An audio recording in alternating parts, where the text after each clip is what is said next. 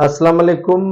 कई शहरों को मिलाने वाले मेरान नेशनल हाईवे का टू वे का काम ताहाल शुरू नहीं हो सका।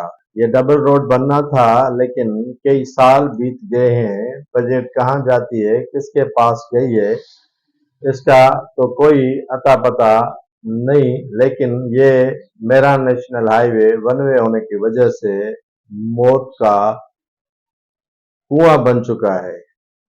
चलता फिरता ये मौत, बड़े बड़े हादसात रूनुमा इसमें हो चुके हैं।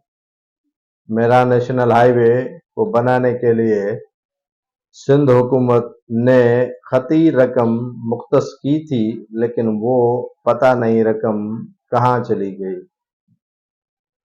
इंटरनेशनल सतह की कंपनीज को ठेके भी दिए गए थे और उनका टेंडर भी हो चुका था, लेकिन उससे भी कई अरसा बीत चुका है, लेकिन Mehran national highway two way का काम ताहाल शुरू न हो सका है।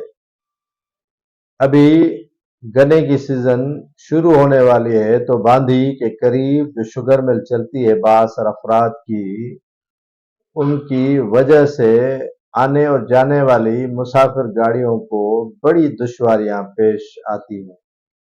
कई कई दिन ये मेरान नेशनल हाईवे ब्लॉक रहता है, क्योंकि दोनों तरफ बड़ी बड़ी गन्ने की ट्रालियां, ट्रकें खड़ी की जाती हैं और वहां पर ट्रैफिक बुरी तरह फंस जाती है।